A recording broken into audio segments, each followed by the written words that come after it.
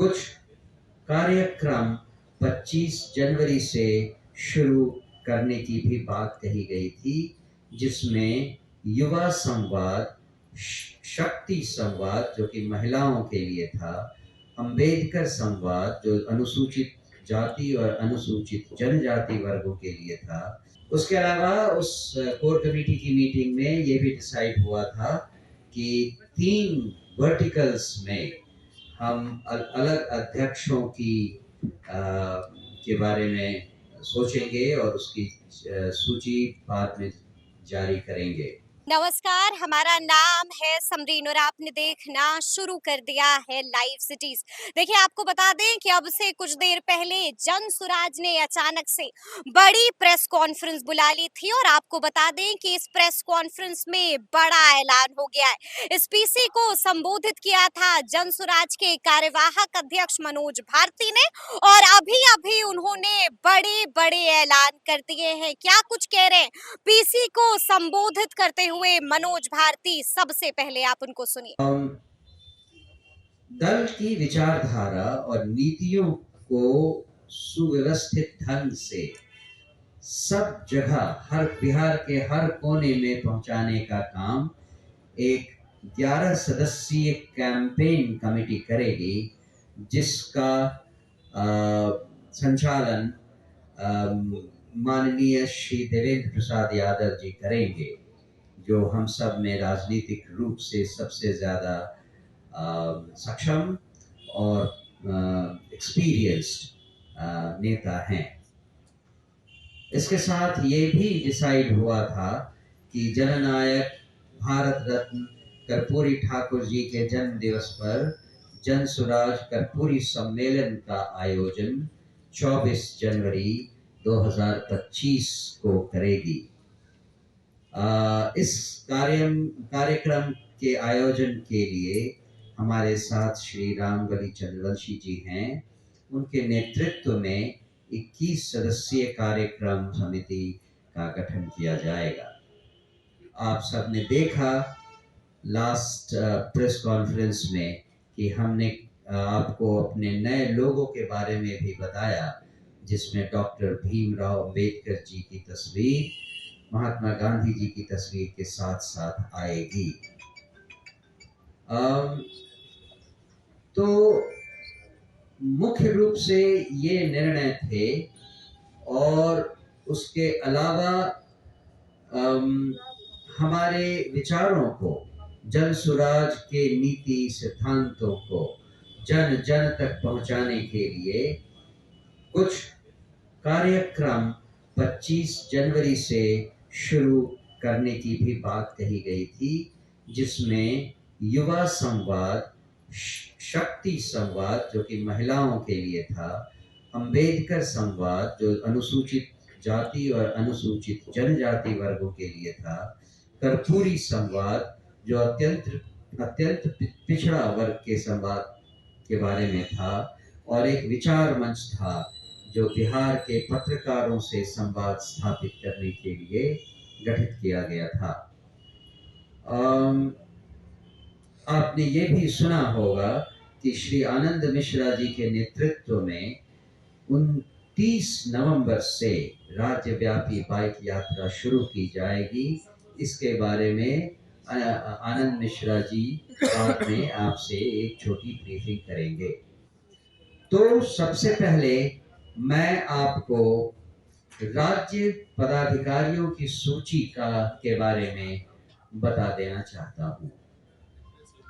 प्रदेश उपाध्यक्ष 10 होंगे, जिनके नाम हैं श्री वाई.बी. गिरी, श्री के.सी. सिन्हा, श्री लल्लन यादव, श्री विनोद चौधरी, श्री जियाउद्दीन खान, श्री राम प्रकाश सहनी, श्रीमती विनीता विजय, श्री नियाज अहमद, श्री दुर्गा प्रसाद, श्री योगेंद्र शर्मा।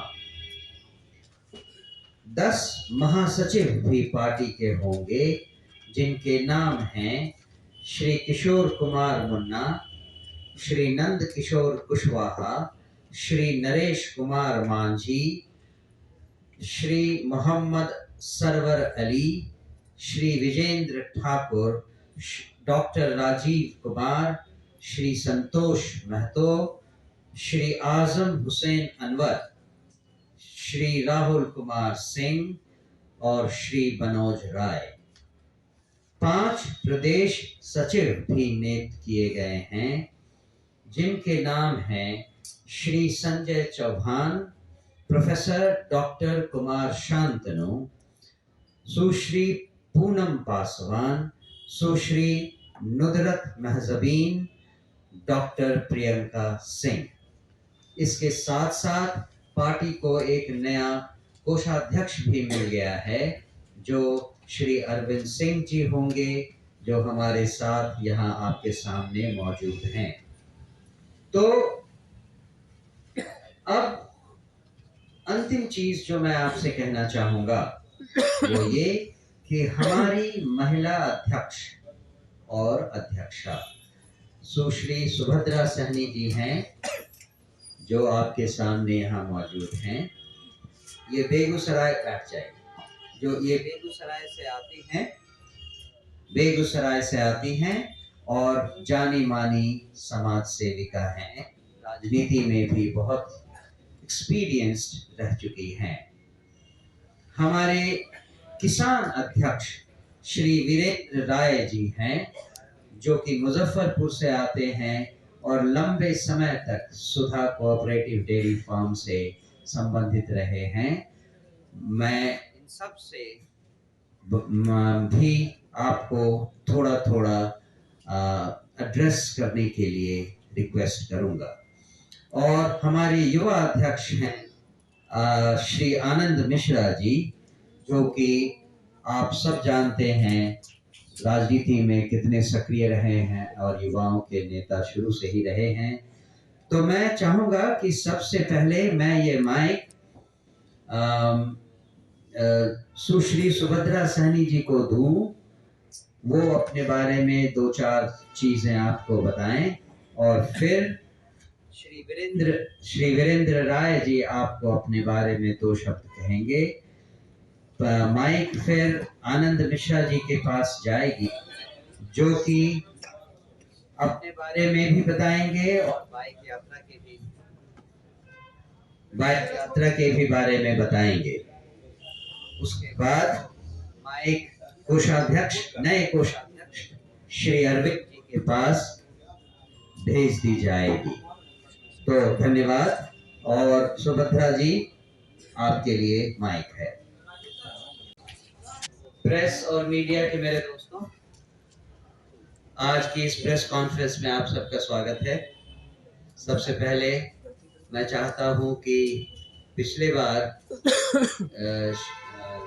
जब हम लोग शेखपुरा हाउस में प्रेस कॉन्फ्रेंस कर रहे थे, तो वहाँ पे कुछ कारणों से हमारी मीटिंग काफ़ी देर चली, इसीलिए प्रेस कॉन्फ्रेंस में काफ़ी देर हुई। उसके लिए मैं पर्सनली आप सबसे माफ़ी मांगता हूँ, लेकिन ये गुजारिश है कि आगे से हम कोशिश करेंगे कि ऑन टाइम रहें हमेशा।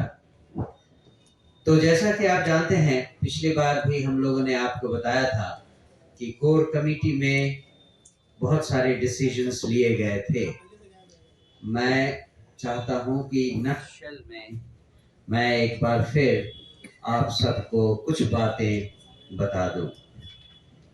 सबसे पहली चीज जो डिसाइड की गई थी वो थी कि हमारे कोर कमेटी में जो मेंबरशिप है उसे 125 से बढ़ाकर 151 तक कर दिया जाए। उसके बाद हमने ये भी कहा था कि कोर कमेटी में मेंबर्स जब पार्टिसिपेट करें किसी मीटिंग में, तो उनकी अनुपस्थिति को किस तरह देखा जाए, और उसके बारे में कुछ निर्णय हुए थे, जिससे कि पार्टी का अनुशासन बना रहे। उसके अलावा उस कोर कमेटी की मीटिंग में ये भी डिसाइड हुआ था कि 3 वर्टिकल्स में हम अलग अध्यक्षों की के बारे में सोचेंगे और उसकी सूची बाद में जारी करेंगे। तो वो थी महिला अध्यक्ष, युवा अध्यक्ष और किसान अध्यक्ष।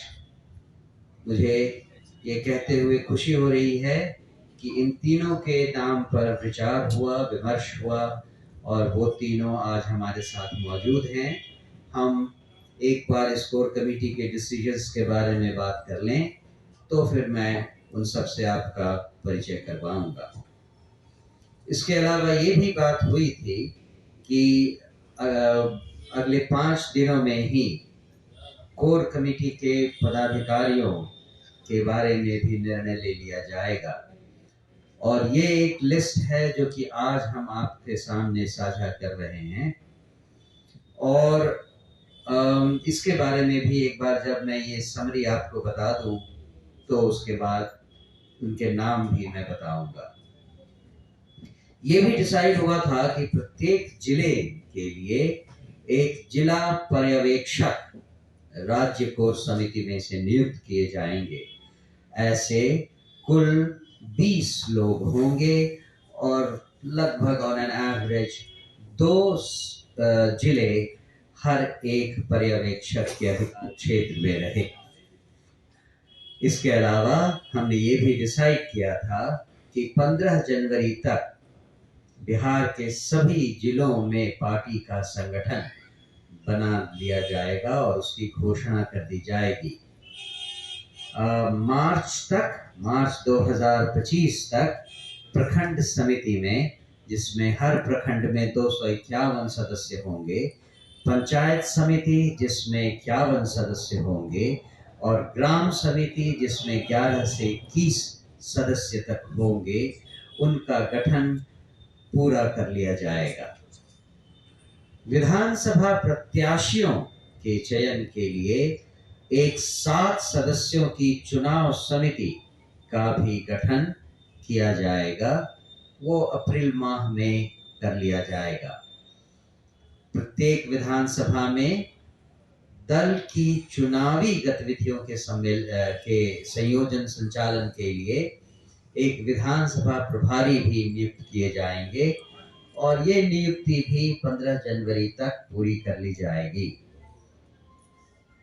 हर विधानसभा क्षेत्र में हमारे उम्मीदवारों के चयन के लिए एक प्रक्रिया शुरू की जाएगी जो मई 2025 तक चलेगी। आशा है कि जब हमारी पार्टी को चुनाव चिन्ह मिलेगा उसी समय हम हर विधानसभा क्षेत्र में अपनी पार्टी के उम्मीदवार की घोषणा भी कर देंगे। तो सुना आपने कि मनोज भारती ने कौन सा बड़ा ऐलान कर दिया है, बड़ी बात कह दी है, यानी कि अब जन सुराज भी चुनावी मोड में आ चुका है। तो अब देखना होगा कि आगे आगे क्या कुछ होता है। तो फिर ये पूरी जानकारी, पूरी वीडियो आपको कैसी लगी है, कमेंट करके हमें जरूर बताइएगा। तो ऐसे तमाम अपडेट्स के लिए बिल्कुल ऐसे ही हमारे साथ बने रहिएगा और देखते रहिएगा लाइव सिटीज। बहुत शुक्रिया।